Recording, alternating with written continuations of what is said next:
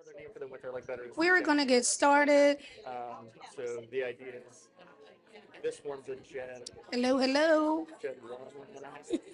And so we've If already you can hear me, clap once. let's jump in. If you can hear me, clap once. If you can hear me, clap twice. We're going to go ahead and get started. I am Angelica Daniel, Assistant Dean for Diversity, Equity, and Inclusion. And I want to thank you all for participating in today's Engineering and Environment of Wellness workshop with mental health speaker and certified suicide prevention trainer, AnneMoss Rogers. This workshop aims to address the complex topic of suicide and empower you with insight, tools, and resources to support students dealing with mental health struggles. AnneMoss Rogers is an experienced mental health advocate. She's a TEDx storyteller, certified suicide prevention trainer, NAMI Virginia board member, and award-winning author of Diary of a Broken Mind. She courageously shares the loss of her son Charles to suicide to help others learn the signs and know how to support those in crisis. While the focus is on students, the strategies discussed are also applicable when supporting family and friends with mental health challenges. This workshop is timely, given the recent loss of Grayson Murray, so my voice shudders a little bit as you think about his loss. It's a tragic reminder that our loved ones often suffer from mental illness and silence, losing hope that there's a better tomorrow. We're grateful to have AnneMoss Rogers share her experience and her expertise to help the College of Engineering stay vigilant in efforts to save lives. There will be time for Q&A at the end. For those joining remotely, we say hello to you. Please use the chat to submit your questions, but please join me in welcoming AnneMoss Rogers. Thank you all for being here today. The QR code you see up there is all a link. It'll come in an email and have all the resources I discussed today in today's presentation. I'm big on resources, so the email has everything listed and organized just the way people like it. And you will see that again. If you don't like QR codes, you can do the old-fashioned sign-up sheet, and I'll make sure you get a copy of today's email. Because we're talking about sensitive subjects here, I wanted to highlight the Suicide and Prevention Lifeline, which is now 988. If you are worried about a friend or a student or a loved one and you don't know what to do and you're not struggling, but they are, you can call that number together and see what the next steps are. You can also text 741-741, and your students, that is a crisis helpline, and even if they're anxious about a test, they can use the crisis text line. And both of them have trained counselors 24/7. And this is my son, Charles. He is 2 years old in this picture, and he had white blonde hair. So later he would get brown curly hair, but he started off life with this white straight hair. This is him in Halloween. His absolute favorite holiday was Halloween, and it was mine too. I would start making their costumes in August, and he wanted to be a shark when he was 3 years old.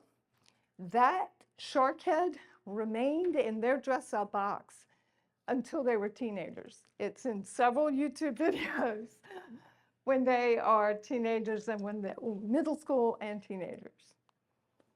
And this is him at Disney World. Nobody loved the theme park more than my son Charles, and he had to take a picture with every single character at Walt Disney World. And this is my son Charles on homecoming court in 2010. He's a sophomore, funniest and most popular kid in school.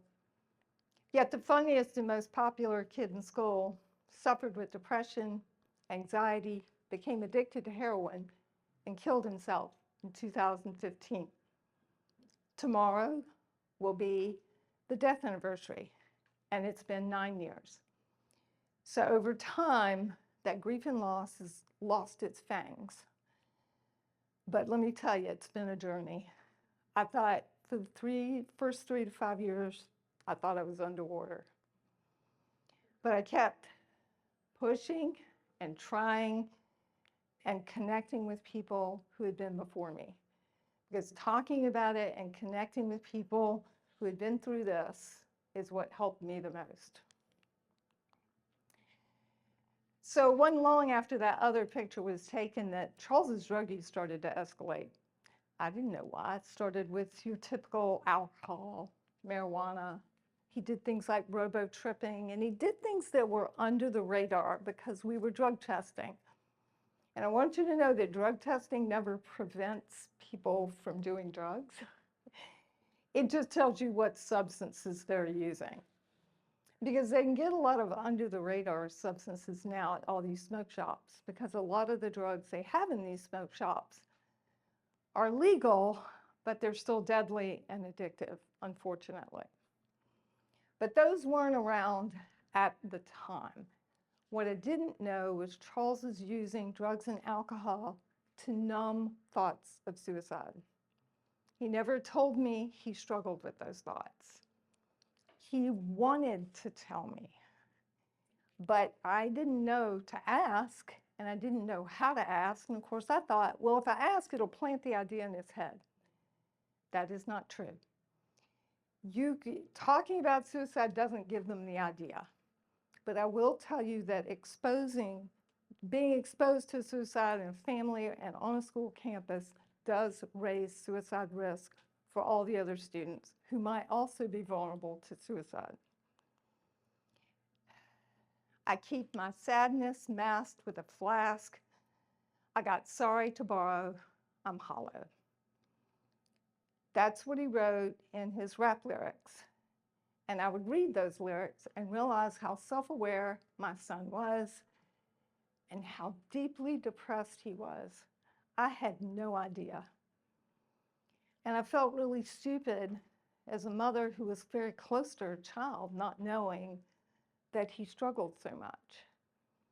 But a lot of people wear a mask. They don't want you to know they're struggling. And that's the face they put out there. Smiling, laughing, but that's not what's always behind or inside. So we often think of marijuana as the chill drug. It's harmless. Well, at least he or she isn't doing hard drugs. Marijuana can trigger psychosis.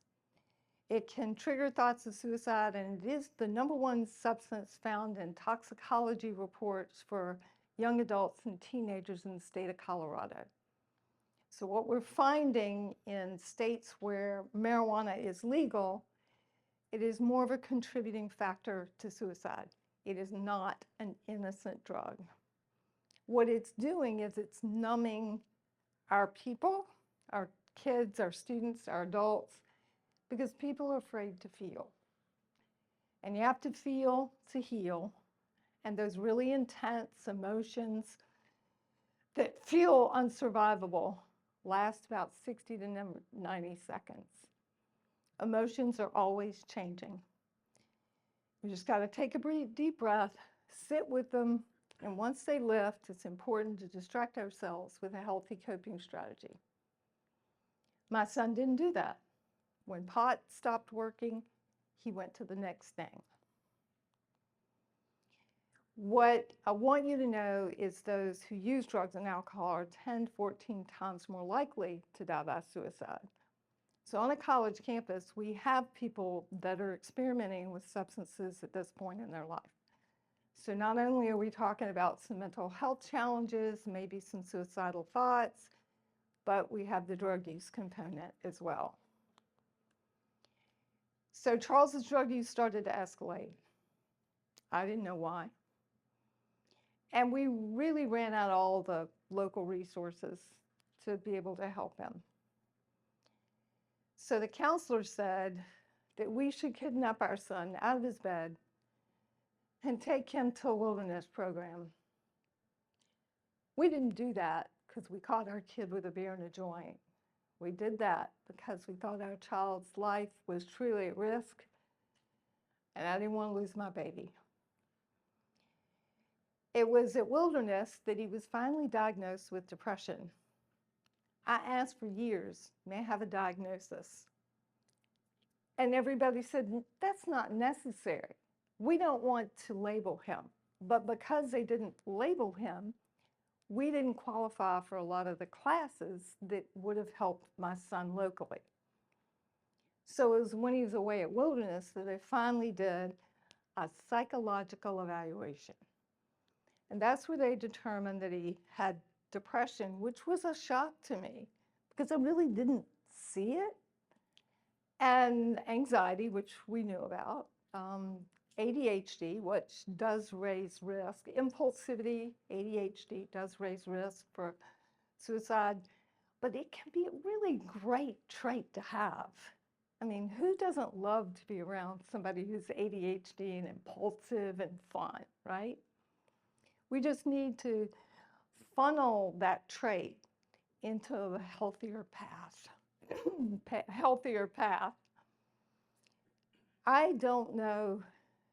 I still look back at this step and I'm like, was it necessary? Should we have done it? Because I introduced a new trauma to my son.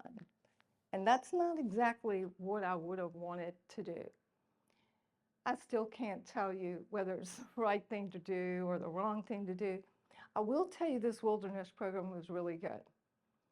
From here, he went to therapeutic boarding school. That wasn't, I didn't make the right choice of which one. I did it with an educational consultant. But they tried to force religion on a teenager that really didn't want to be force-fed religion. And that experience wasn't the best, but we did get him out of there. And he would come home in 2014, having spent some 22 months outside our home in some kind of placement. Finally got that high school degree. That wasn't easy. He was brilliant, but he didn't love school. What I didn't know was Charles became addicted to heroin, and he's living under my roof.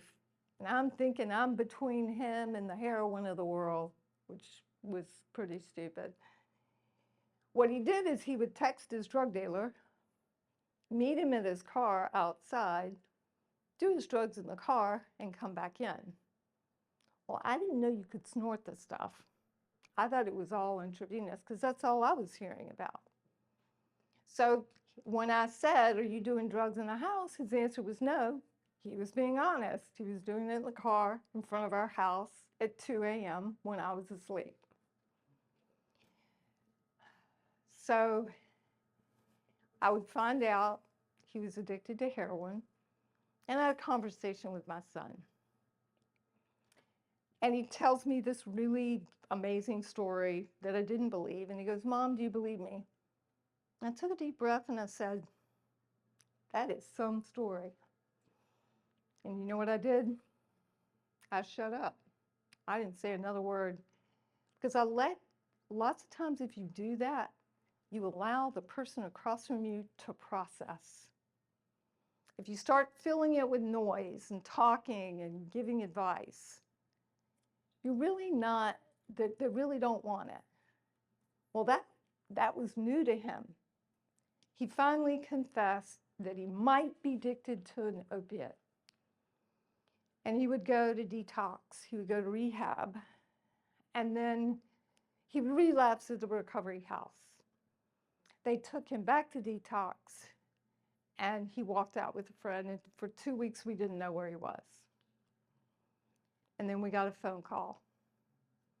And they called and told us that they had found our son dead. I thought for sure it was an overdose. But the policeman said it was a suicide and the method left no question. My first thought was, I was such an awful mother that my son, how could he leave me that way? But here's what I want you to know. It's not about love and caring. It is really more about the person feeling disconnected and feeling like a burden. It is a moment in time where their stress response in their brains are not working. Nobody asks for suicidal thoughts. We were a normal family. We did normal family things. We baked cakes together. We went to the beach. We played slip and slide. There really wasn't something I said or did that caused my son to suicide, and it took me a really long time to get to the place where I was ready to accept that. I also recognized that I had been focusing for many years on the 5% of parenting I did imperfectly, ignoring the 95% that I did right. How many of you do that in your personal life, in your professional life? You beat yourself up day in and day out and ignore all the amazing things that you do on this campus and at home. I want you to give yourself credit. I want you, when you start to beat yourself up, take a deep breath, talk back to that mean voice in your head. Is that nice? Do I really deserve that? Talk to yourself like you would talk to a friend. So we're going to touch on some topics around mental health, because that's really the driver to somebody feeling suicidal or feeling like they want to withdraw from school or whatever. So why are we seeing so many people, young people with mental health issues? And the answer is underdeveloped coping skills.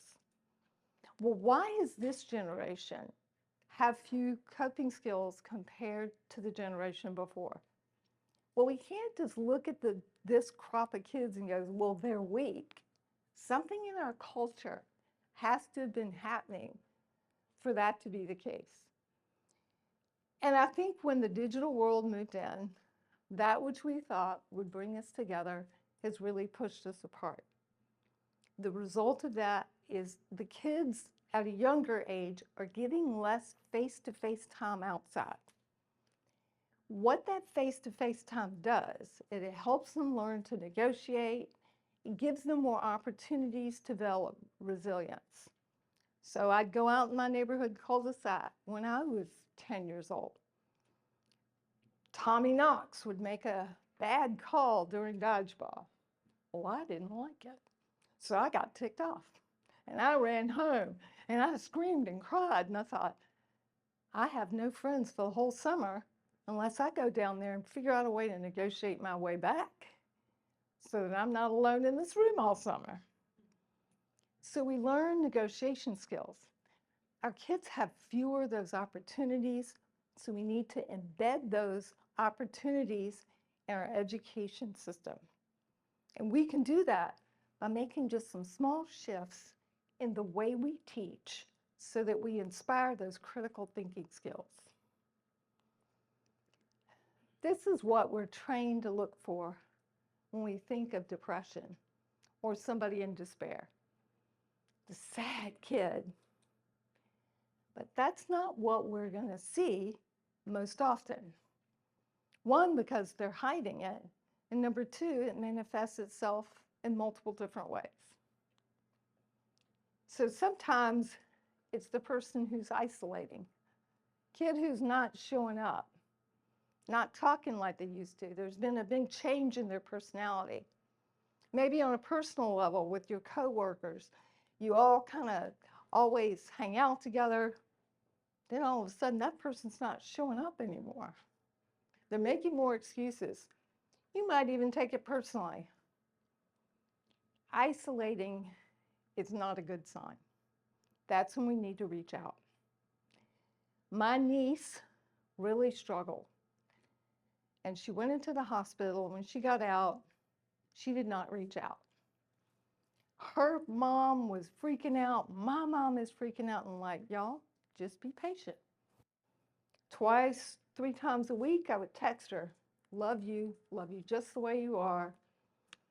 Let me tell you what's going on. I'd send her a voice message.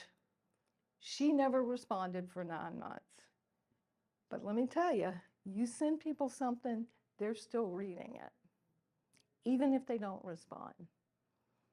9 months later, I get a heart on one of my texts. I'm like, yes, we're getting there. 2 weeks later, I get a text message back. 2 weeks after that, phone call from my niece. I just had to be patient, let her have her space, and when she connected back up, I didn't pepper her with a million questions about her mental health. I let her come around, I let her guide that conversation. And little by little, she gave me little snippets. And now I have the whole picture a few years later. So isolating, especially on a college campus when the transition is so difficult, is a big sign that something isn't right. It doesn't mean somebody's suicidal, but it does mean something isn't right, and we need to intervene somehow. Anger and irritability, that's a really common way to express depression. So we think, oh, well, depression, the person must be depressed. Anger and irritability is really common, particularly among males. My father was diagnosed with depression at the age of 86. Never had a sad day in his life, but he had periods and episodes of anger and irritability. My dad loved me. He was a great dad. I have no complaints. But he would have these episodes and then feel so ashamed afterwards. And he didn't know how to apologize. So his way of apologizing was to bring me a mail order catalog. Pick out anything you want, which I never did. But I just took that, oh, he's telling me he's sorry in his own way. This is what I saw.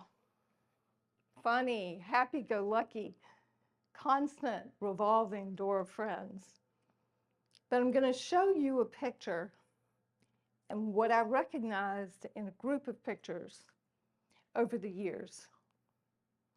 So this is a picture of my older son is on the far left.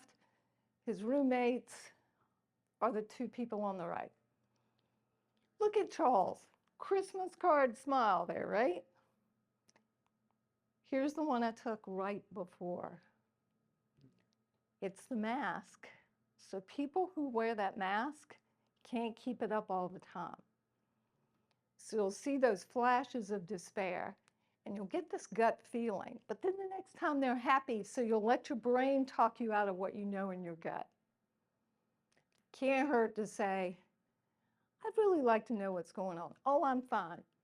No, I mean like sit down and really talk. You know, we need to get behind the, oh, I'm just fine. Here's the basics of mental health. Here's the foundation. Sleep, number one. Got to get enough sleep. Got to eat right. We got to move and connect. If something isn't right in your mental health world and you feel dysregulated, it is 1, 2, 3, or 4 of these things.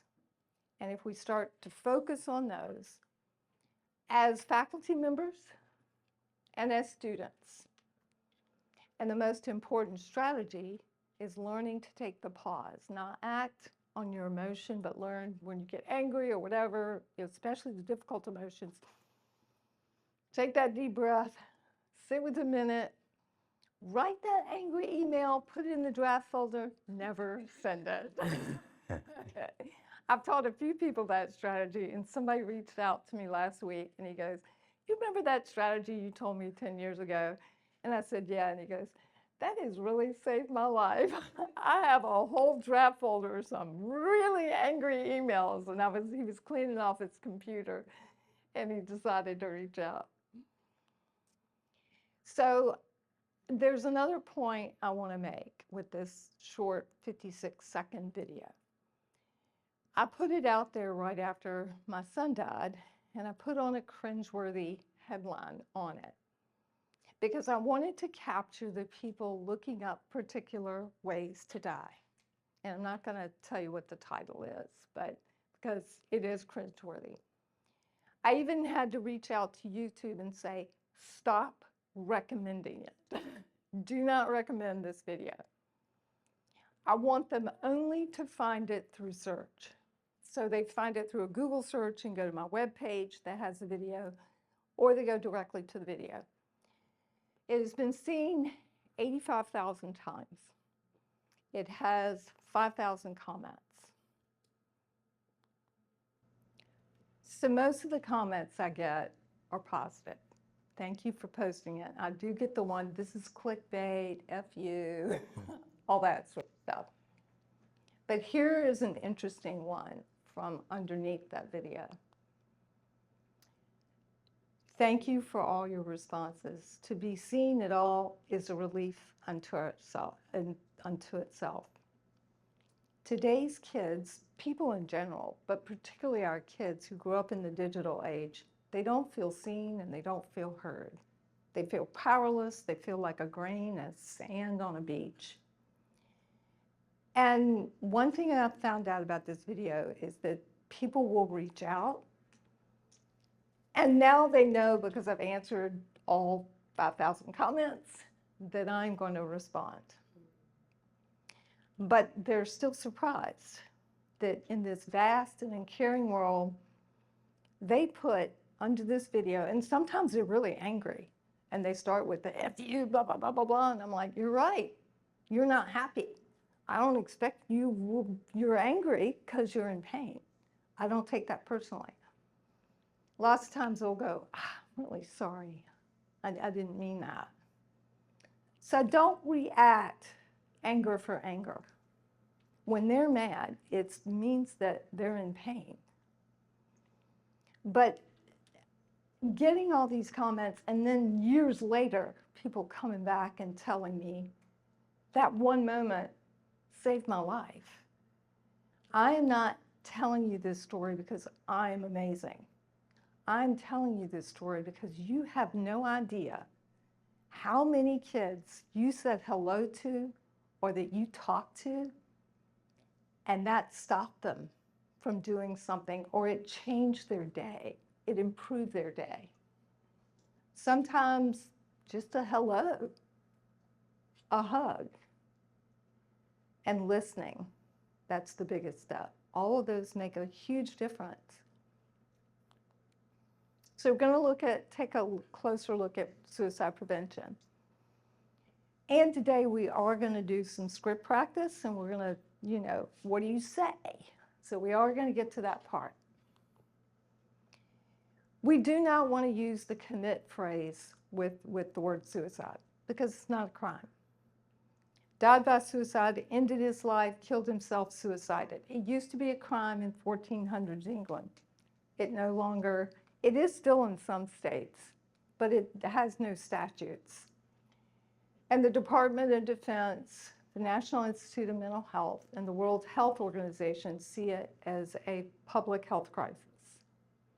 So you may still use that committed, but try to stop yourself.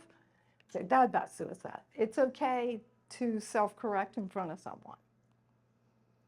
So a lot of people think of suicide as a choice. Oh, things got so hard, so he made a choice. But no one asks for suicidal thoughts. So it's the difference in your brain stress response system. You'll see headlines that say, child died by bullying. Bullying was a contributing factor to that suicide. But somebody had to be vulnerable to suicide for it to have ended up with that particular outcome. Suicide is something people are driven to in an episode of extreme pain. This is how one teenager described his ideation. And this isn't how it is for every human being in the world. But it is for a lot of people. And a lot of people have looked at this and go, oh my gosh, that is what I feel. His was about 20 minutes, and that's about average. And it's almost like this trance-like state.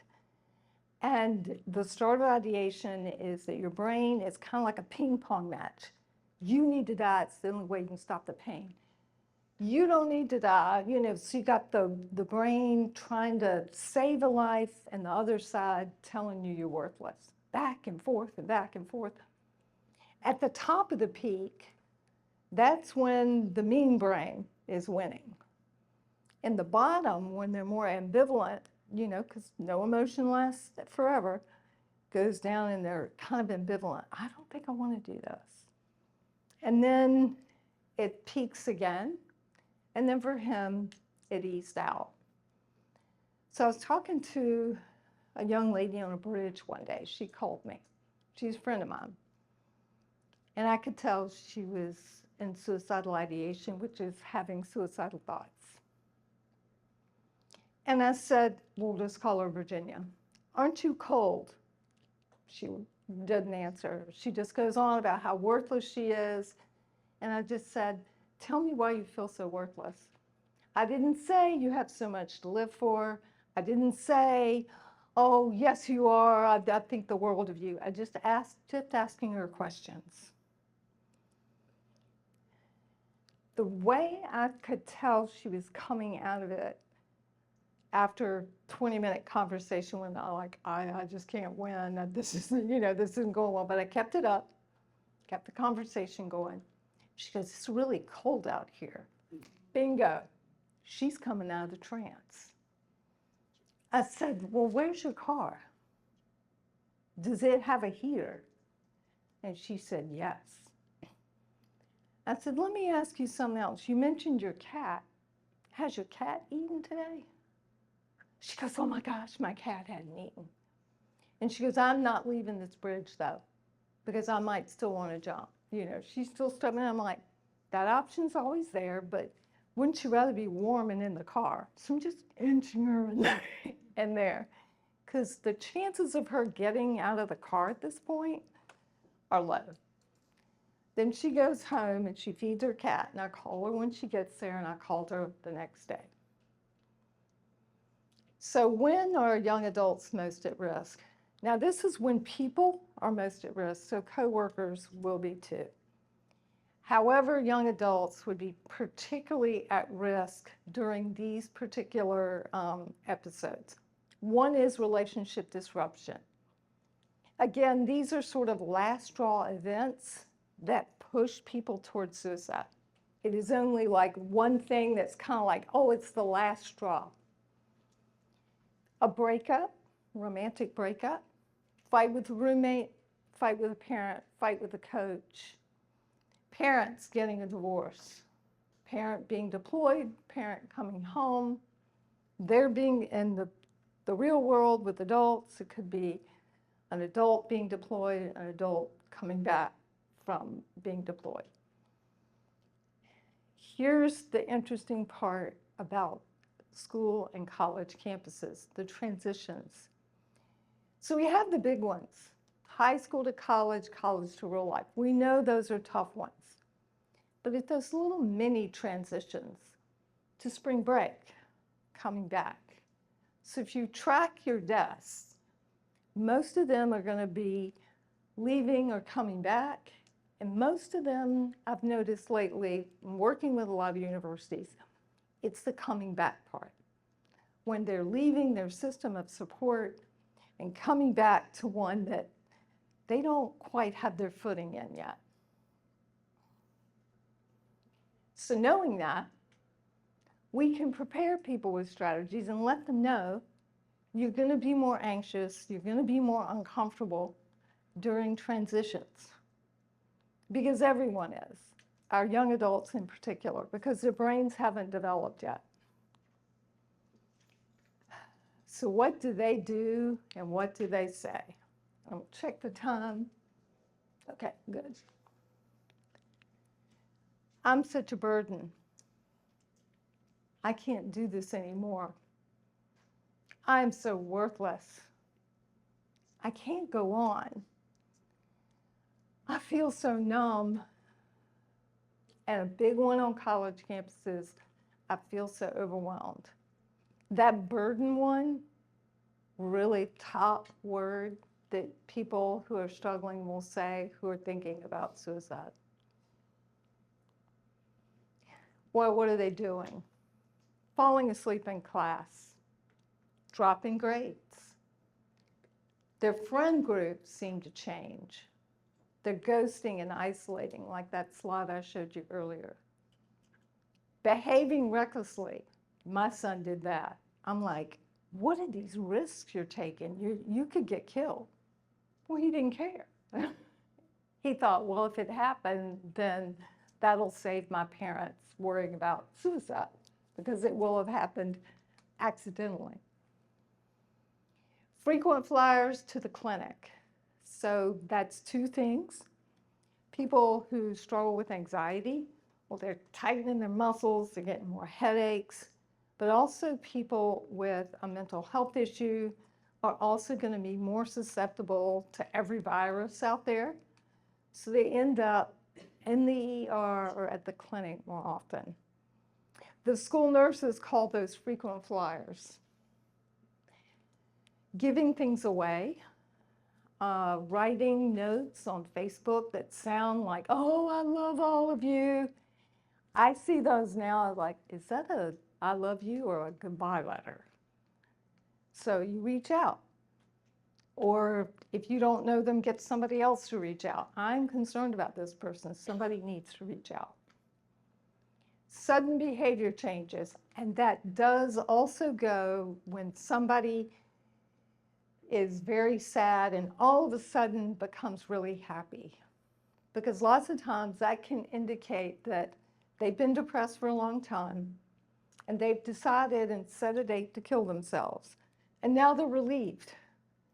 But for some people, actually setting that date over and over their entire lives is what's kept them alive. So that's kind of that double-edged sword. This is what my son posted on, I think this is a Twitter. He also posted on Facebook. If I died, no one would notice for at least a month. Death sounds nice. And he did talk about death a lot. So-and-so died young. I wish I would have asked him the question, what makes you talk about death so much? With curiosity, not accusation. I think he wanted to tell me, but I just froze. I didn't know, why does he talk about death? He was a quirky, he's a creative genius, so he had a lot of personality quirks. I thought maybe this is just another one. This is a YouTube comment. I can't do this anymore. Waking up every day, feeling numb, finding no joy in anything, losing interest in all of the things I once loved. This kid kind of packed in like 5 bullet points in 2 lines. This is from an educator. She reached out to me. She was going through divorce, and she had been struggling for a couple of years. And it gotten to the point because she kept thinking, I can pull myself up my bootstraps, I can do this. And then she felt like she couldn't do anymore. She wasn't talking to anybody. And she said, I can't look in a mirror. Feels empty, feels worthless. I have no purpose. Smiling takes effort. So I asked her the question, are you thinking of suicide? And she said yes. And so I said, well, Jane, let's have a phone call offline. And I knew her from my son's elementary school. My teacher, they didn't have her as a teacher. We talked on the phone about what her next step might be, and she found a therapist. We kind of talked back and forth about what she wanted. And I showed her this before I published my second book, A Teacher's Guide to Preventing Suicide. And she's like, oh my gosh, I don't even remember that time. And I said, I'm not going to put your name on it, but do I have your permission to put that in the book and use it in presentations? She said, absolutely. So even though her name's not on it, I do have permission to use this. It's been an intense couple of minutes. So we're going to take an emotional break, and we're going to watch this 1-minute video.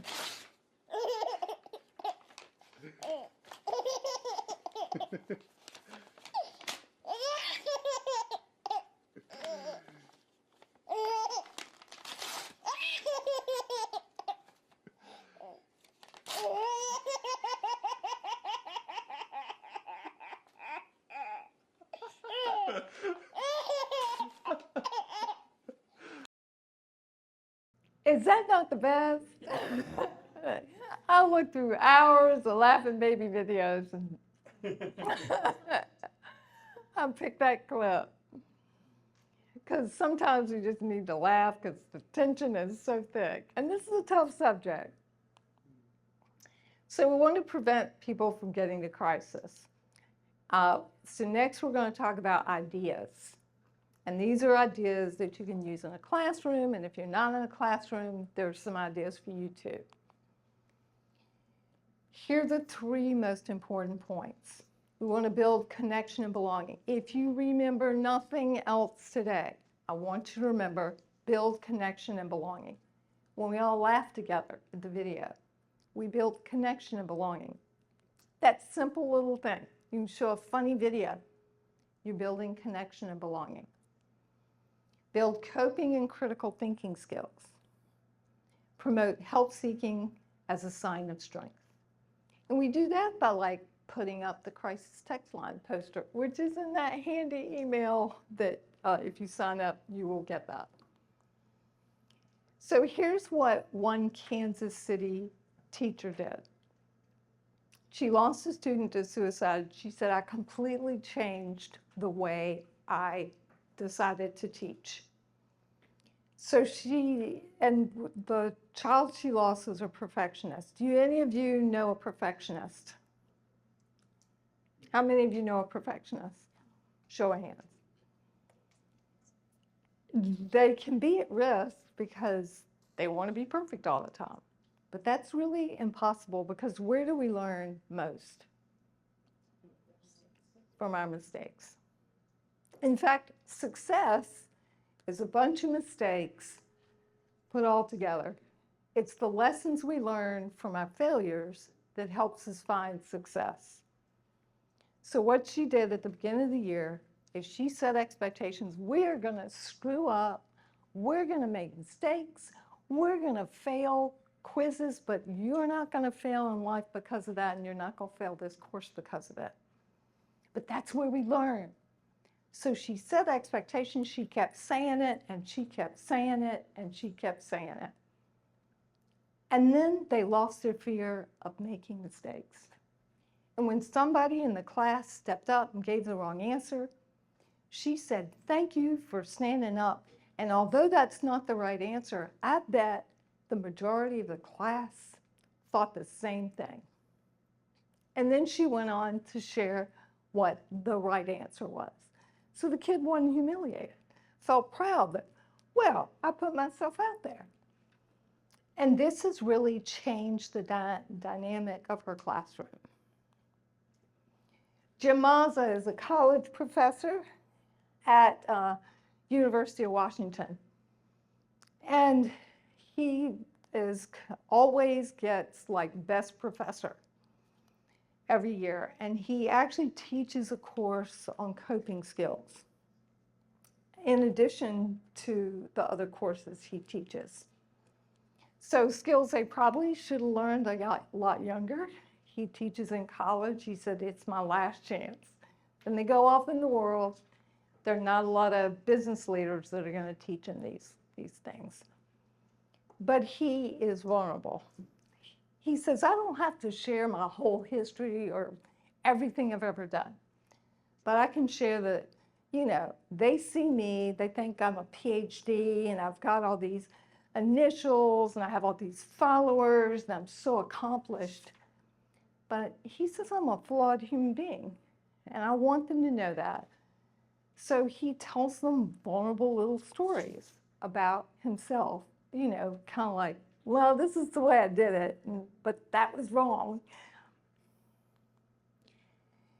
So I was working at another technical college, and I was working with some professors that were struggling with the idea of vulnerability. And one of them said, I want to consult with you offline because I would really like to do this, but I don't have the language skills in what I teach to be able to share the vulnerability I want to share with my students. He said, I want to share the story of me being a Vietnamese refugee. and how hard it was coming with my parents on the boat, living in a refugee camp. I don't know how to tell that story because my language skills aren't good enough. I said, do you have any pictures? He said, I have a few. You know, we're very poor, so I don't have a lot. So this isn't his picture. I wouldn't take his actual pictures. He put 4 of those pictures on the wall. His students come into class, and he's, you know, I helped him caption them of his story. And he kept them up there for 2 weeks. Well, students that hadn't been coming to class came back to class because they wanted to see what he had posted on the wall. So that when you're vulnerable and you model that vulnerability, other students are more willing to speak out and be vulnerable. And it might not be with you, but maybe it is with somebody else. Sheila McElwee does this with her student. In a really big classroom, this would be really difficult. Maybe you would do parts. But she had a small class, and every Monday she did a mental health Monday check-in. And they rated themselves from 1 to 5. She said what was interesting, about 3 weeks in, they started to sort of bond with each other because this young man had rated himself a 1 because his dad had gotten a cancer diagnosis. Well, guess what? Shirley over here had gone through that with her mom. So they start to kind of really help each other problem solve, and it builds those relationships. Not at first. It takes time. Let's say you want to start a mental health conversation. You don't know how. I got some quizzes. I've got copies in the back. They're in that email that you'll get the QR code again for. But it's already done for you. It has an answer key, which can be discussion points to get that conversation started. Because I really think that we need to have these quizzes. We need to hand them out. We need to have them in our offices. We need to do them in our classroom. That's a way we can start the conversation. Having a poster up that says, I care, and it's okay to reach out for help. You've given someone permission to reach out for help when you post that. So this is my friend Dr. Mark Miller. He is a college counselor, and he does something called a Pathways to Success presentation. He goes through the semester and he goes, and this is when you're going to feel like, I'm a total failure. Why am I here? Everyone's better than I am. And goes through bullet points and tells them when they're probably going to feel that way, and that the fact that everyone feels that way too. He shows them stress points. So it sets that expectations of, so when they get there, it's like, oh, Dr. Miller told me about this. And he's gotten a lot of good feedback on this. But of course, they all come because what does it say? Pathways to Success. It doesn't say mental health presentation. One of my favorites is the I struggle with exercise. And I do this with Post-it notes. And they come in and they put one thing on the board, on the Post-it note, that they struggle with. This was from an online one. And I think this one was actually with faculty and students. It was, I think this is Utah Valley University. What's interesting, if you have a really big class, it'll cover like the whole wall. What happens is when the students go up there and they look at what everyone else is struggling with, they're like, huh, everyone else feels like I do. They feel less alone. So you see all these PSAs, you know, oh, let's tell them they're not alone. Making someone feel like they're less alone is a lot more effective. The coping card. Did this with 500 freshmen. That was interesting, never done it with a group quite that big. I did it with a high school class 2 weeks ago. 2 of those kids have reached out to me. This just kind of gives them, okay, what are the reasons for living? What are my coping strategies? 2 trusted adults would be 2 slightly annoying adults. That aunt that won't leave you alone, that's always asking you questions. Crisis resources. And then on the back, we have our book of wins. And I'm going to share with you one that a young man shared at NC State University. Said, I came from another country. I had no one. I had no money. I have no idea. I have no money. I still have nothing, but I'm still here. And I'm really proud of myself. And I know Angie talked to the student. That just got my heartstrings. I was just like, what a great book of wins. So the book of wins is, I make great pimento cheese sandwiches. I do great handstands. I got the winning goal. I'm really good at nuclear physics. It could be anything. I have a page on my website, it's hidden, and I call it my Book of Wins page. And it's all the comments I've gotten over the years. Because this work can be really tough, and I'm like, oh, I'm not making any headway. I just saw the national statistics has gotten worse. And I go to that page, because it fills me back up. That's my Book of Wins page.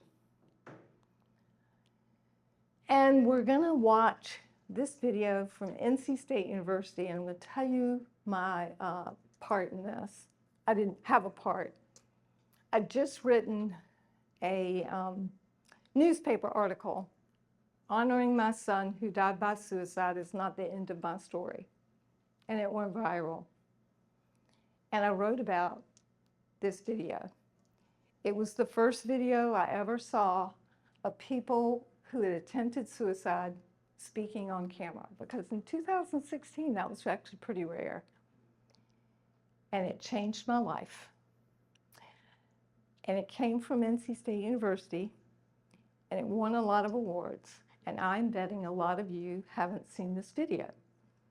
So if you have a classroom, I would take the 8 minutes, and I would show this video, and we are going to watch it now.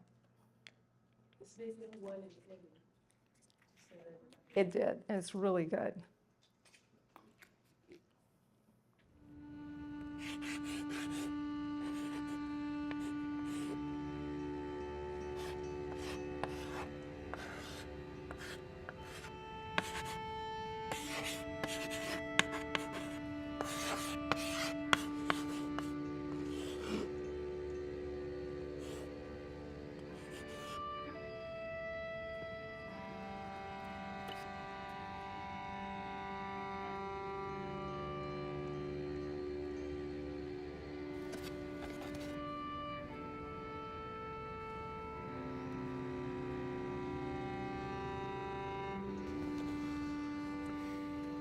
All right.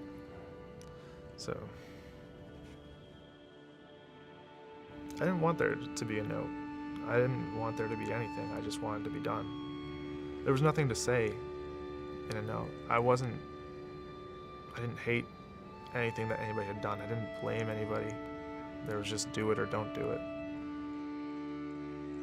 I seemed fine, but I wasn't every single day. I mean, I felt like I was numb and like a little bit like that empty feeling on the inside. But people don't see that. They're not really looking for it. They want the drama that comes with it, but they don't want the actual problems to fix. I felt broken, hopeless, like I was never going to escape the pain of all of the things that had happened to me. It was hard to feel like you're not in control of your mind, that you're fighting this battle and trying to develop who you are as a person when you can't even be bothered to get out of bed in the mornings or eat a meal. It's hard.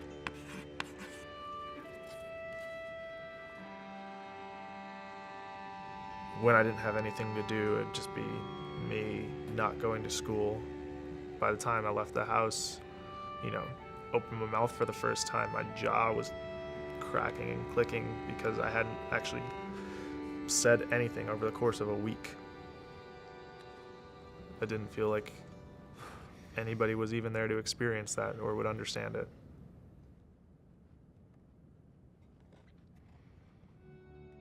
At the time, I had a lot of struggles with family, with my mom.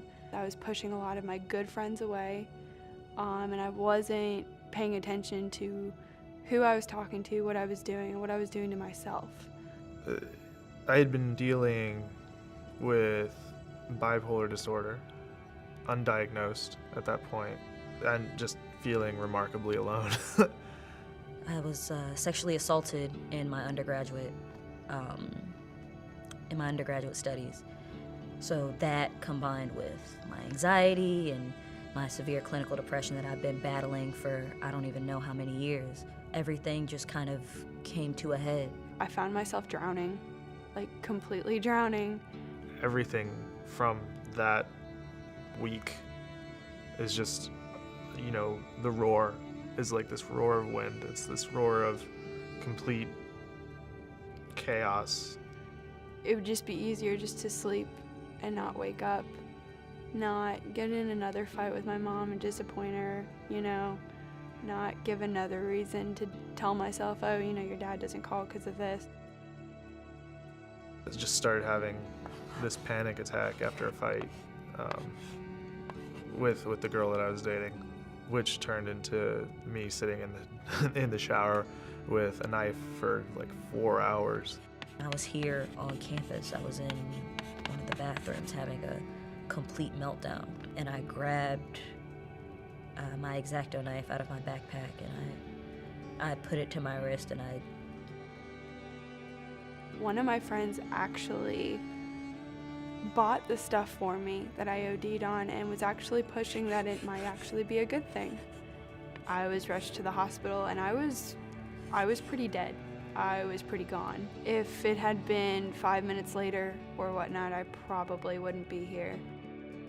just as I was about to do it, someone knocked on the stall door and asked me, "Are you all right?" I paused for a second, knife in my hand. No, I'm not fine. And that was the first time I had really allowed myself to admit that I was not keeping it together. And the next step was, turn off the shower, and I literally ran and jumped as far under the covers as I could because I was freezing cold at this point. More than anything else, I was just thinking about my parents and my brother, and actually my dog, and how much I would miss them, and that I just didn't want to be without them. And I didn't want to do that to them. I just wanted someone to realize that I needed help, that I needed someone to talk to. The fear of disappointing the people that you hold in high regard is really just a huge weight that hangs over your head all the time, and you're worried that if you tell them how you feel, that they'll see all of this ugliness, this darkness, and this weakness inside you. It's not easy just to come up to someone and say, I want to kill myself, I want to die, I'm done with everything. Actually understanding that somebody wants to kill themselves is a completely different and alien thing for a lot of people, and it's terrifying. It doesn't make sense. I sat down for a couple months with a therapist and my mom, and I started, saying things in the way that I needed to say it. And it was the first time that I had been able to separate myself from the things that were afflicting me. Everything involves change of lifestyle, which is hard, and it's hard to adapt to, but it's necessary. My mom, what would happen to her? And my friends who have put time and effort into our friendships, what it would do to them. It just rips people apart, and it doesn't help the community. You're not broken. You might be cracked and scuffed and scarred, but you are never broken. Your experience, as terrible as it is, has been gone through. You can work through it, and that there are other people who will help you work through it. The point is to, live, to create happy memories, is to affect people around you. The things that you hate about yourself now will someday be things that you overcome and that make you a stronger person. Those who love me give me hope. Don't give up. Fight. Fight as hard as you can. I am strong. I'm worth it. And I think everyone else around me is worth it too, but you have to start with yourself.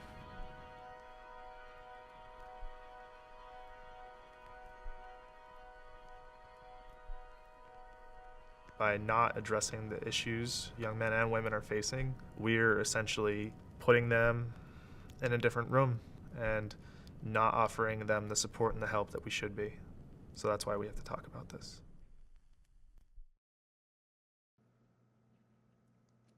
How good is that? It's really good. And I don't know any other university that beat you to the punch. And I still think it's strong enough that we should be showing this to our students. Maybe we say it's movie night, and this is the prelude to movie night. So it's the 8 minutes before they see whatever it is that's promised. It's the part that she said about the people in high regard. You know, it's that fear of disappointing the people you hold in high regard, that they'll see that darkness in your soul. That's the part that helped me understand why my son took his life before telling me. Oh, and I wanted to make one other point, is when students that were previously, you know, they did their hair and they dressed nicely, and all of a sudden they look unwashed and unkempt, that's also a sign. And it is a sign on college campuses. So I think we should be amplifying student voices. Maybe they're not all about suicide. Maybe they're just about the young man who comes from another country and felt like, oh my gosh, I have nothing, I don't know what I'm going to do, but I'm really proud of myself. That 1 to 2 minute story, how would that play out on video or audio for our students? Somebody is going to relate to that. Oh yeah, I felt like that too. I felt like I had nobody too.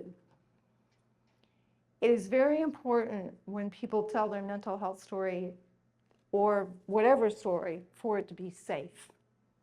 So the only thing that and it's not front and center, is that I might not talk about X-Acto blades. But that is such a powerful video. I would never say don't show it because of that. But if I was remaking it, I probably wouldn't put that in. The 4 H's of telling a mental health story: hardship, help, healing, and hope. Doesn't have to be long. I don't need to know every detail of anybody's life, just one piece of it. What was that hardship? That's 10 to 25% of the whole story. Where did you get help? Or I didn't get help and I wish I had, and I would get it now here. Healing, how did that person heal? And then a message of hope. And that's pretty much how that video, it ended on a message of hope. And we always want to end on a message of hope. So this is also included in that guide that is shared with you in the email with the QR code that I will show you again. Usually I have it up here more than once. So this is also a video, and it's a new one. I spoke at the American Association of Suicidology, and it's called Talking Out Loud, and it's about teenagers talking about their grief. And we're not going to watch this whole video, but it is mostly people who've lost family members. But I think it's really relevant because people don't understand that to grieve, you have to feel your feelings. They think, push it away, use drugs and alcohol, I don't need to feel. But you can heal if you can't feel. And this is one of the first videos about grief for teenagers. And there's a 5-minute version, a 15-minute version, and a half-hour version on Vimeo and YouTube, again, shared in that email. You have a death on campus, you don't want to talk about it, you're frazzled, you can start with one of these videos that talks about the grief. They'll start to identify and feel, it's relatable. I love this day. It's a Mexican tradition. It's called Dia de Muertos or Dia de los Muertos. It's called Day of the Dead. And there's a Spanish teacher in Kansas, and she has her students bring in a picture of a loved one, and they make decorations, and they each tell something about their loved one, but it gets them talking about death and grief in a beautiful way that's not all doom and gloom. But Dia de los Muertos is like, you'll see lollipops and bright colored, skeletons painted orange and pink and purple. But I think it's a really nice way to start to introduce people to the concept of grief, because we all lose somebody at some point. So what I'm looking for here is for you to use the curriculum you have already to get the students engaged. And that is just one. It's not 1, 2, 3. Just bulleted that way. And that's the QR code for the resources again. One of the things I talked about, whether it's showing a video, doing one of the activities, maybe it gave you an idea, what one thing might you do when you're one-on-one with a student or in a classroom? And as a university, we always need to have students involved in the planning of, what should we do to support mental health, even if we don't call it mental health, because sometimes with students, especially male students, calling it mental health means they don't come. So we're going to take a closer look at intervention, and this is what you'll say in the conversations that you'll have. Here's the most important point. You can stop suicide with your ears by just listening, allowing another person to feel heard, meeting them where they are. Here's how important listening is. My socials teacher saved my life, and as happy and as grateful as I am to him, all he did was showed me he cared for me for probably less than an hour. And this is what saved my life. How can my life be so disposable that if it went the other way, I probably would have been dead? All I needed was one person to make me feel like they actually care. This teacher has no idea what he avoided or prevented. He has no clue. I do, because she came to me and described the plan between her and her best friend in the school bus, and it was gruesome. And before I got this message, I was kind of panicking all day. I heard from her, and then I got this. And from there, she decided to change things. And so I can't save anybody's life. Y'all can't save anybody's life, but you can help someone else save their life. And it may not always work. But I'm telling you, if you intervene, the risk of death goes down. And that's all we're looking for. Because we don't have the power over another human being. We can't stop them. But we can be there and do the best we can do. Allow the person to feel heard, meet them where they are, listen with curiosity and empathy. Want to say, tell me more about how you feel. We don't want to say, you have so much to live for. Why do you think we don't want to say that? It invalidates the way they feel. Thank you. Perfect answer. Oh my gosh. Invalidates the way they feel. It's not meeting them where they are. I mean, let's say you're going through a divorce and somebody says, oh, you'll find somebody else at some point. I mean, it's like, can I struggle with the hurt now? I mean, you know, you're thinking way in the future. I can't even see that far. Right now, I hurt right now. So we need to meet people where they are. I'm grateful you shared this with me. I know it was hard. Think about the girl back in the video. She said, you know, all this darkness, and I've got to share this with them. They're going to think that I'm weak. It is the strongest thing in the world to share your darkest, deepest feelings with another human. We don't want to say, oh, you got to stop talking like that. You definitely don't want to say that. Are any of you pure pros about this and know exactly what the next steps are? No. You're not therapists. You're not supposed to fix this. It's going to feel like something is really big in your lap, and you're going to feel this sense of responsibility. You'll even feel nervous. Work through that. Work through that because it's worth it. I have asked the question many times, are you thinking of suicide? I've never wanted to ask it, and I always feel, now I've asked it so often, it's just that momentary, but I just know to work through it, that it's going to come, and that I'm going to ask it anyway. Promise me you won't attempt suicide. They can't make that promise because they don't know what is wrong in their stress response system that's causing the breakdown in the first place. And then let's say you are unsure of next step. You call counseling center together with that person. You call 988 together if you're outside of campus. You text 741-741. I have somebody here who's struggling with thoughts of suicide. What do we do next? They'll put you with the local resource. Usually they'll do a suicide risk assessment and a safety plan, which is very close, sort of, to that coping card. Tell me more about how you feel. So this is going to be a sample conversation, and we're going to actually have two people read a script, but this is the start of that. Tell me more about how you feel.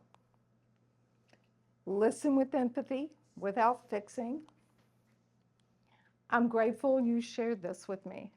I know it was hard, because what are they thinking? They're going to think I'm weak.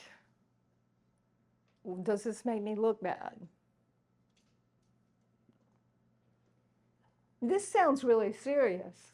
I'm concerned about you. Are you thinking of suicide? Not, are you thinking of harming yourself? If you want to know if someone is thinking of suicide, you have to say, are you thinking of killing yourself? Are you thinking of suicide? And I'm going to get the group of you, when I count to 3, I want the group to say, are you thinking of suicide? 1, 2, 3. Are you thinking of suicide? How comfortable was that? Not very. How many of you think, all right, it was uncomfortable, but I'll work through that? Thank you. I'm unsure of next steps. Well, I've already got that. And then you want to connect the student with help. If they're really in a bad place, we don't want to send them alone. You know, you get somebody else, you walk them to the counseling center, you can, you know, it doesn't have to be you, but we need, if the person is at risk right then, we don't want to leave them like that. But lots of times people are going to be telling you this sort of after the fact. For younger kids, then this is just so you know, because my most popular presentation of late is actually to elementary school educators, if you can believe it. And the school counselors are having to deal with this, 3rd grade, 2nd grade, which is unbelievable. Are you thinking of making yourself dead? Because what younger kids will do is they'll impulsively run out in the middle of the street and they don't know why they did it. But they knew they wanted to make themselves dead because they wanted to go see grandma because they've been struggling and they can't quite put it into words. So there's a whole thing you go through with them because they have a different, how mature is their concept of death?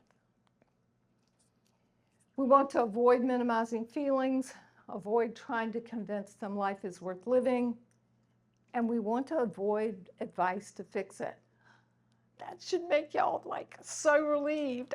I don't have to fix it. You don't, that's not your job. That should be the best news ever. Here is just the breakdown. Engage in conversation privately. Listen with empathy, no fixing. Ask the question, are you thinking of suicide? Connect the person with help. Just a conversation. This is from a university student who reached out on that YouTube video, and it took me, I think we must have had 100 comments back and forth over the course of a few weeks. I finally realized he was on a college campus, and I said, in the United States, and he was a foreign student. He eventually shared that with me, and I said, there are probably some resources on your campus. And he went and he accessed those. But then he would come back last year. Do you remember me? His name, who was depressed in 2020. Now I'm completely normal, living my life happily. Thank you so much for that help. You changed my life. What happened is he came to the US, he got a girlfriend broke up with him. That was all he had. His family was back home. And, he was already vulnerable because he had no support system and he was in a pretty big transition. You come to school from another country, it's a lot. I mean, it's a whole different culture. I didn't do anything fancy. I just listened and responded.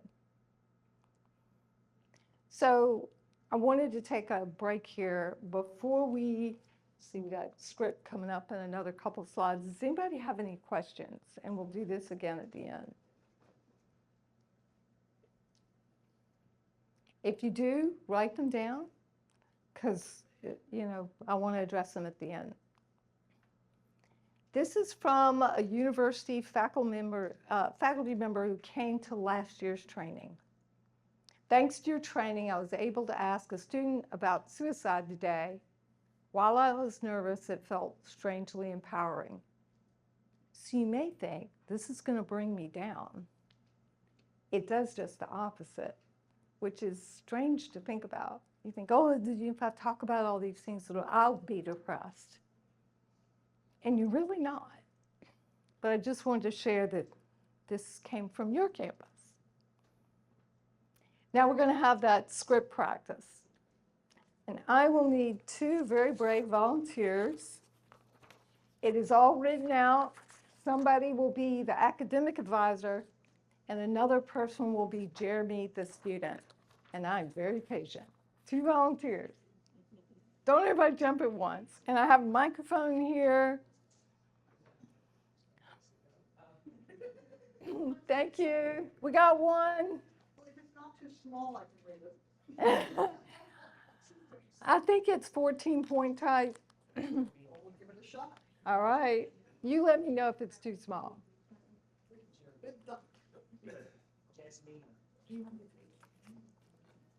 I'll be Jeremy. All right, you be Jeremy. Flip a coin for it, but Yeah. No. It seems perfect that you're the academic. of course it does. Oh, Am I live? Can you hear me? Mic check. We're live. do the mic check. Okay, I'm ready. Yes, sound check. Hi, Jeremy. What brings you here today? I think I need to drop some classes or drop out altogether. I'm not doing well.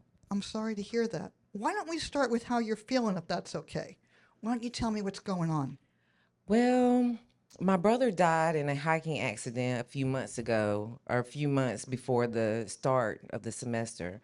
I thought I'd be okay by now, but he and I were really close. I just still feel numb, can't concentrate, and everything feels just so overwhelming. That's a devastating loss. I'm so sorry. Can you share one thing about your brother that made him special? No one's never asked me that before. He's always made me laugh and I feel special. Our mom died when I was just 10. He was the one that I could always talk to about anything. Now that he's gone, I feel like I have no one.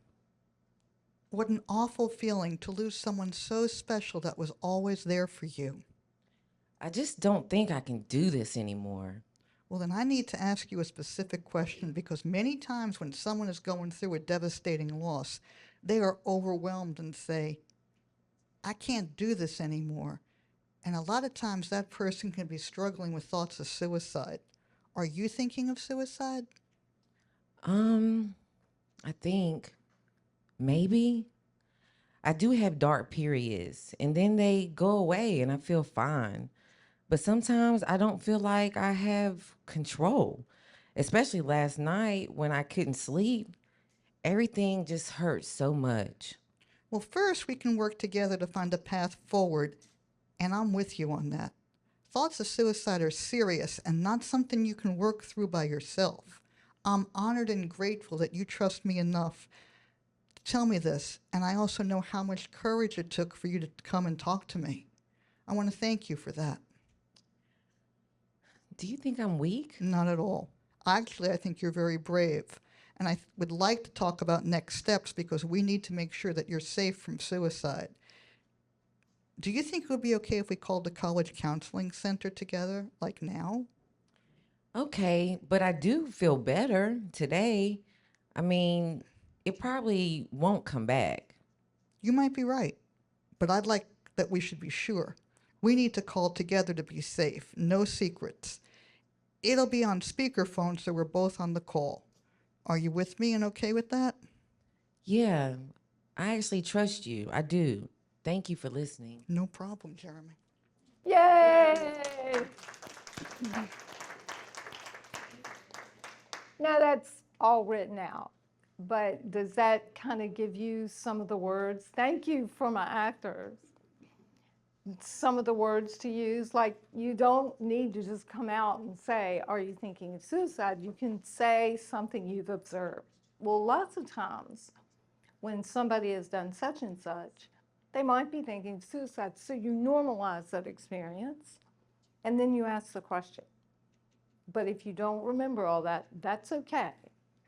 And those scripts are also available in that email I keep telling you about.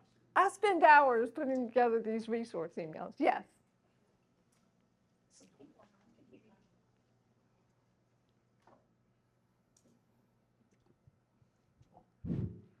My question is, what if Jeremy had said, no, I don't want you to call the counseling center, or that made that person just like freak out and leave?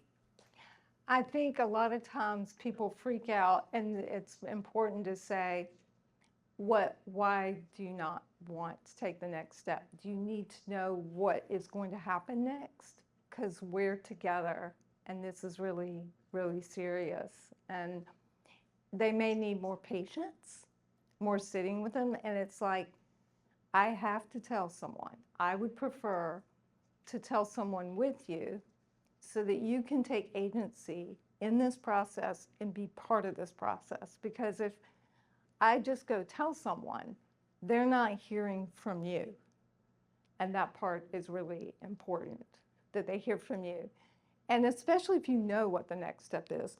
The next step is, in college, I don't think they call the parents. High school they do, but here you wouldn't be, I don't think that they'd have to do that. They would do a suicide risk assessment and a safety plan. What scares students is whatever this phone call is going to trigger. Is an ambulance going to come, or is a police officer going to come and stuff me in the back of a car where everybody sees? They are afraid of what's going to happen in the next step. So I do have a template of a confidentiality policy that you can post on your door, and you can change it how you want, but it'll give you the words to say, if you have this conversation, this will be the next steps. Because that's what people's fear, that's their greatest fear, is what happens after I tell them, and is it going to be stuff I don't want? Am I going to be forced to take medication that I don't want? And the answer is usually on college campus, no. There is a process, and we just want to get that warm handoff. But that's a really good question. And sometimes when you ask the question, they'll wait and they'll say, no. If they've taken a few seconds before they answer, ask again. Well, that's a pretty long pause. I'm going to kind of take that as a yes. I'm going to ask you that question again because I'm really concerned. Are you thinking about suicide? You didn't want to ask it the first time. You really don't want to ask the second time. But I lost a first cousin that way. I was just leaving for Canada for training. To get my certification, I asked my first cousin that question. He hesitated. He said no. And that was in October, and he killed himself in January. So I don't blame myself. I had the conversation, but he said no, but he waited a long time. And I'm sorry I have that example, but I do. So we need to listen more and lecture less, have the hard conversations, ask directly about suicide, follow NCSU protocol, which Angie will follow up with, give students agency. In other words, when you call on speakerphone together, you're giving students agency. And try one new thing. Let me check time. How much time do we have? 2:36, okay. So I'm going to do short on postvention discussion points. After a death or a suicide death on campus, we want to facilitate healthy grieving. We want to return to learning, but we don't want to step on the accelerator trying to get back to normal, like glazing over that all-important grief process. And we want to encourage post-traumatic growth opportunities, which could be, being part of active months, being part of a campus walk for mental health or suicide prevention. Those are ways that make people feel less helpless, is when they put the grief into action. So keep other students safe from suicide isn't just what I want you all to do. We need our students. We need everyone from, building facilities up through professors, people in the offices, to keep people safe from suicide. So we want to tell students to keep other students safe from suicide by helping us identify those who might be at risk.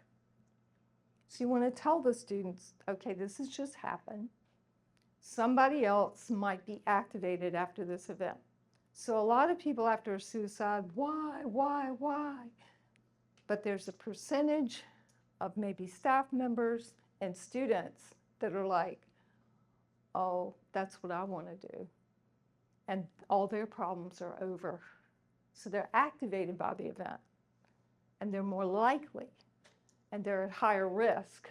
So we need everybody out there with eyes and ears. And if some of the students recognize that their roommate hasn't taken a shower in 3 weeks and used to be the one dressed to the nines, we need to know about that, because that person might be at risk. So they need to know how, what is that next step? Who do I go talk to? And that would be the counseling center. I know how I feel, but tell me about how you're feeling. So let's say there's been a death on campus. You know how you feel. Maybe it's like, I feel really awful, I can't concentrate, but that's how I feel. I'd like to know how you're feeling. So if you're having a one-on-one conversation, that's one way to approach it. This is a really good video to show after a death event. This is my friend Solomon Thomas. He was a third draft pick for the 49ers. He was very close to his sister Ella. His parents, Chris and Martha, are friends of mine. And this is NFL 360. And it's a 20-minute video that Solomon wanted to take his life after his sister died by suicide. They were very, very close. She died by suicide. He was a third draft pick, and he just didn't care about football. He didn't care if anybody hit him. It was a really difficult time. And his mother actually went to the team and said, "You have got to get my son help." And until this video was made, Solomon had no idea that his mother had, come from his behalf and asked the trainer to talk to Solomon. In this video, he talks about the fact that the trainer came and talked to him and said, "Solomon, you're really struggling. I think that we need to make sure you get some help." And he says, "That's all I needed. I just needed permission to feel the pain and to go get that support and help," because he's on the football team, right? Tough guys, right? But when the trainer came and had that conversation with him, he was more open to taking that step. So after a grief event or a suicide event, this is actually a good film to play because it talks about grief and loss. So post-vention, we don't want to talk about contagion and cohort suicide, and we want to prevent more loss of life. Keep your structure. Doesn't mean business as usual and everybody's going to be learning and, we're just going to do it exactly the same. But you don't want to do something like cancel classes, because what that does is that isolates other students. And when we isolate other students, we're raising the risk. Everyone needs to be together because we need to see who is not present. Identify other students at risk. Everyone needs to be on alert. We need everybody doing this. Give professors, coaches, and support staff talking points for grief. It's do's and don'ts. It's on the back table. Give you some sound bites of how to have that conversation. It's your cheat sheet if students need to talk about grief after loss. Because there'll be a lot of kids who didn't even know the student who died but feel triggered or activated by the event. Encourage students to pay attention to peers and tell a trusted adult. Again, they may not know what is a trusted adult, so you can define that with them with the slightly annoying adult and break down who over the age of 21 they'd be willing to talk with. And we need to post resources and confidentiality policies. And this is a short video by my friend Jim McCauley on cohort suicide, and it has to do with students being activated by an event on campus. So that's why it's really important on school and college campuses to embrace the postvention, because good postvention, which is after a suicide, is good prevention. And we are close to the end, by the way, just wanted to let you all know.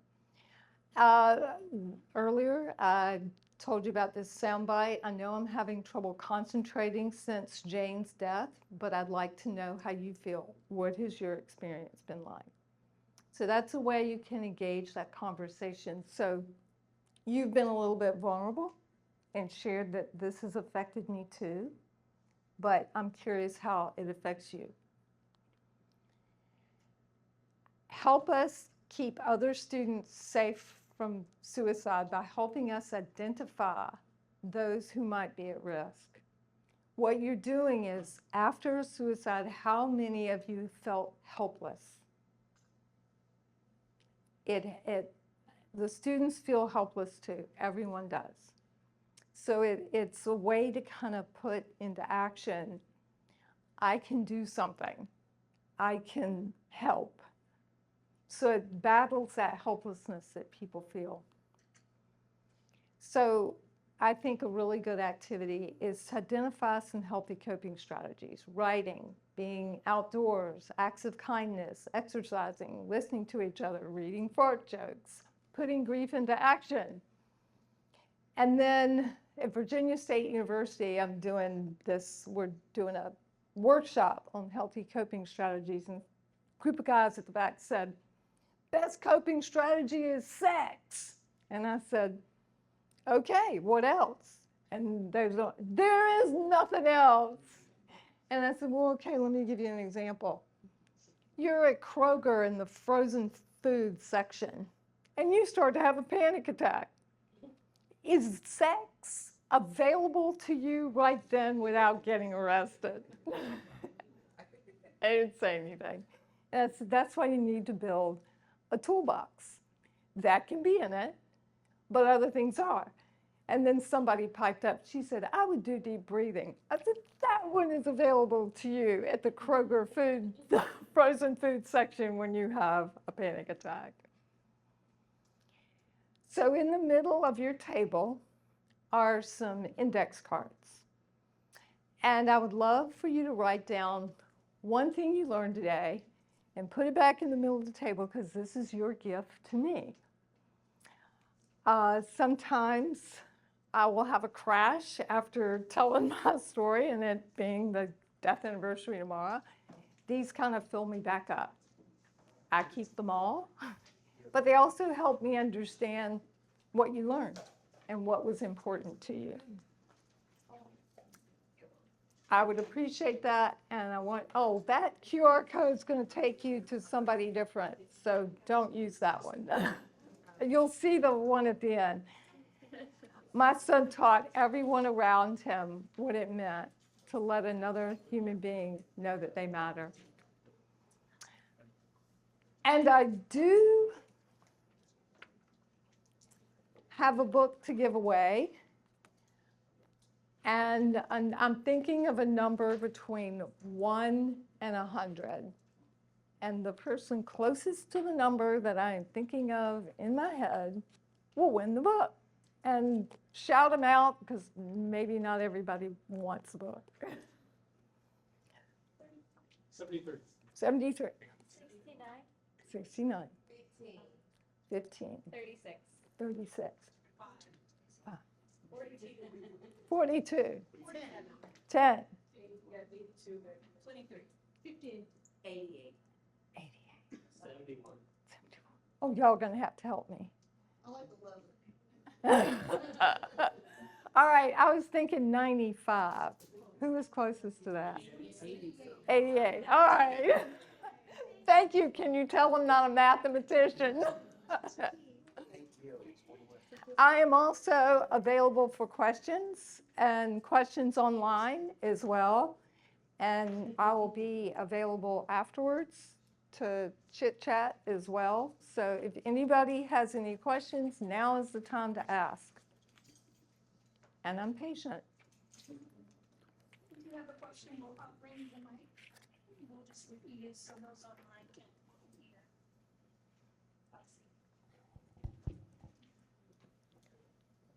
I'm going to bring you to all my events.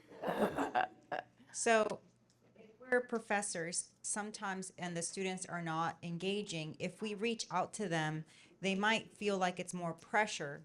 Like, hey, you didn't turn that in, but I'm not really asking because I care that they didn't turn it in, right? I'm asking because it's unusual, because they've always turned things in on time. So how do you balance that? Because I don't want to, sometimes I'm like, well, maybe just leave them alone so that I don't add pressure to it. They want to tell, and they want to tell you. So, I mean, thousands of people reach out to me every year. They're dying to tell you. So I think exactly what you just said. It is unusual for you not to turn something in, so I know something's going on. And I thought about just coming and asking you about the assignment, but I'm really concerned about you. And I just want you to know I'm willing to listen. And what's going on? Because this isn't like you. So again, empathy and curiosity. Empathy and curiosity. That's a great question. Anybody else? There's also lots of resources back there. I have some cheat sheets. A lot of you, I see them on the table. I just had these printed. If someone you know is suicidal, say this, not that. Simple, straightforward, and I printed these off on my computer, how to have a mental health conversation. So it's what to say and what not to say. You can keep these in your desk drawer as your cheat sheet, because it's hard to remember stuff from a training, right? Any more questions? Briefly, when discussing the story of the coach who reached out to one of the football players, there are situations, as a specific example, just from my personal experience, there are student reactor operators here that work for a nuclear reactor, and under the Nuclear Regulatory Commission, anyone who has depression or is experiencing suicidal thoughts gets their license revoked as a licensed operator, as they're operating large-scale devices. In that nature, kind of extending further than the football example, how do you handle a situation where even the student is aware that if they relay that information, something will be taken from them, when you cannot comfort them by saying that it will not? You can tell them that they don't have to tell you everything, but they can talk around the subject if they want. So that's where that confidentiality policy comes in handy. And the confidentiality policy basically says, come talk to me about what you're comfortable talking about. Because so it's like a balloon. The more they don't talk, the more brain space, more brain real estate it takes up. Once they start talking, that balloon goes down, they have more room, for other things to happen. And then at that point, do you fill out a care report? So in the military, the chaplains have 100% confidentiality. And they have ways to kind of encourage that student to reach out. Because you don't want the student to die by suicide, because that's going to affect your whole football team. So you want to encourage them to tell, if possible. But you can start off the conversation of, tell me what you're willing to talk about.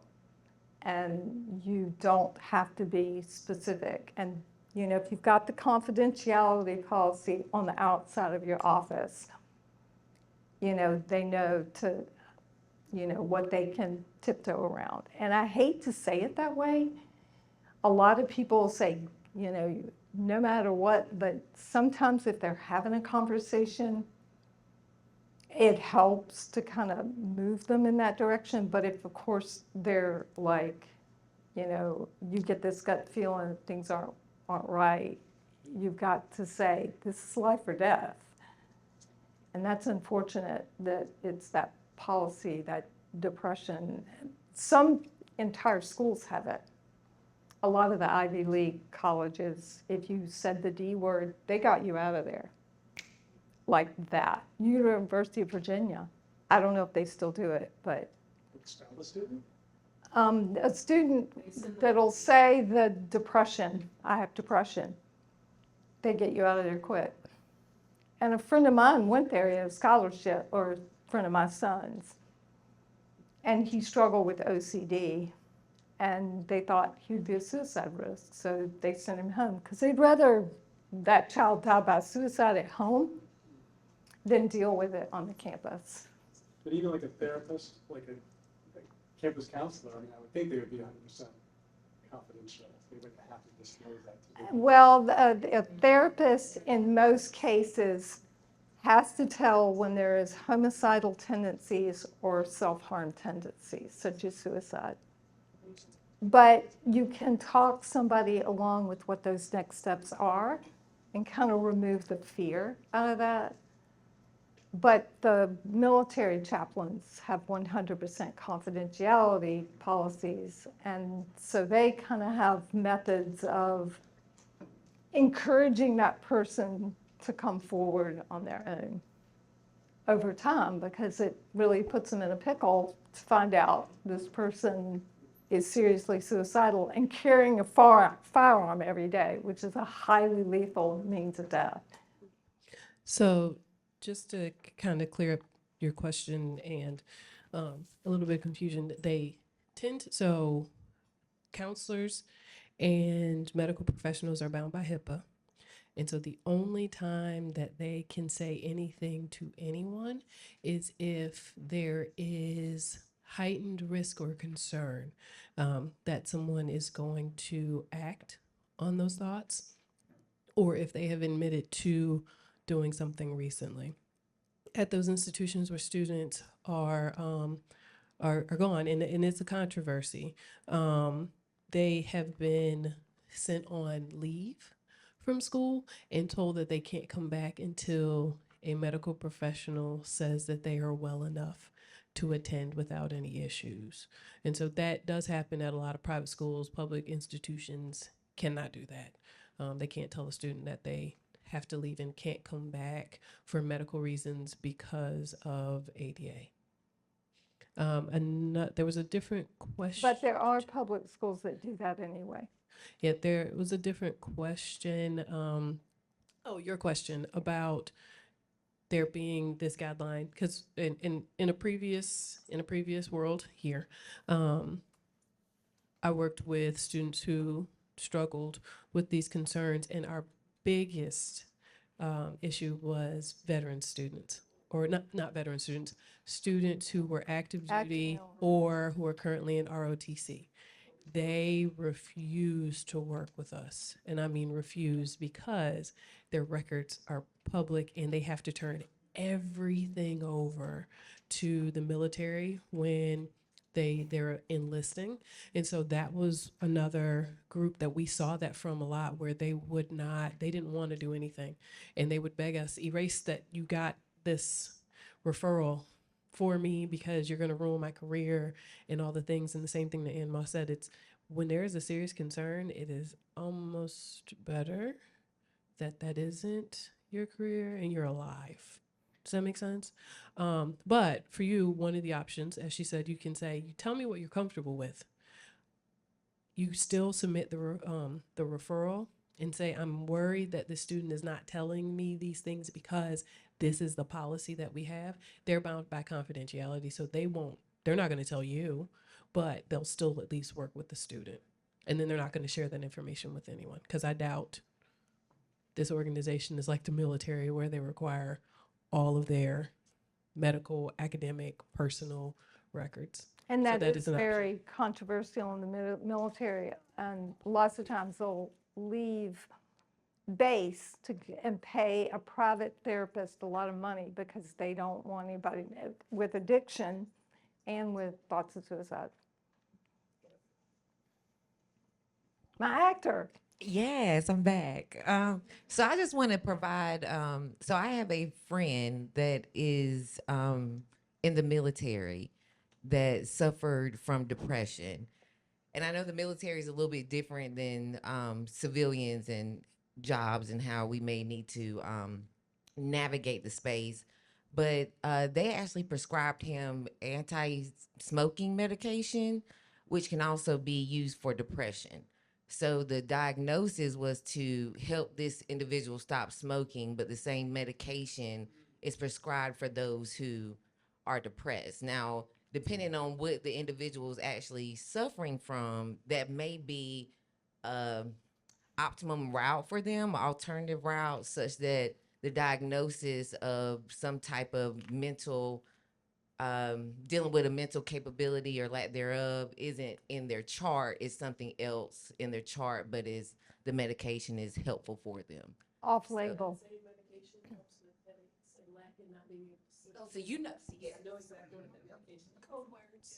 Gabapentin is another one that's often used for mental health issues, and when somebody is putting another diagnosis down. That's possible for depression. So an off-label medication, that's a good point. Anyone else? Question, and Andy, this might be more for you and your team, but who on our campus are mandated reporters? So, who on our campus are mandated reporters? Anyone, obviously. So that is a loaded question. Good question. Because there's different kind of mandated reporters. So you've got like Title IX mandated reporters, and everyone except for students who is employed or paid by the institution has to report any concerns related to any form of discrimination, sexual assault, IPV, that kind of thing. Yeah. Well, no, not everybody. So every that's the training that you do at the, when is it? In December? Yeah, that training that you're required to do, that's that training that teaches you that. Now, when it comes to suicide prevention, self-harm, concern for harm of others, everyone is in a way, but it's legally, everyone is. Does that make sense? So if someone tells you something, you are legally obligated to tell. And that comes into play with if they were to do something and someone found out that you knew, you are liable. Does that make sense? Okay. Those that are interfacing with students. Yeah. Yeah. And I mean, that literally goes for anyone, anywhere, in any situation. Doesn't mean just here. That could be out in the real world. It could be your friend. It could be, someone that you randomly came in contact with that may have straight up told you you did nothing with that information, and someone close to them found out that they said that to you and you did nothing, then you would be liable for not doing anything. And so even if they unfortunately choose to go through with whatever it is that they had planned, the liability is off of you because you told someone. Because I know that's a big concern that we hear a lot. Well, what am I supposed to do? I just teach, I just do research, I just do this, I just do that. Guilt and liability can be lifted off your shoulders with one phone call. Yep. That is the minimum that you could possibly do in any given situation, is share the information for who they can connect with, offer to, as AnneMoss said, offer to do that with them in that moment, make that phone call so that you know that it is done. But that is the bare minimum that anyone can do. And it does go a long way with saving someone's life, but for selfish reasons also.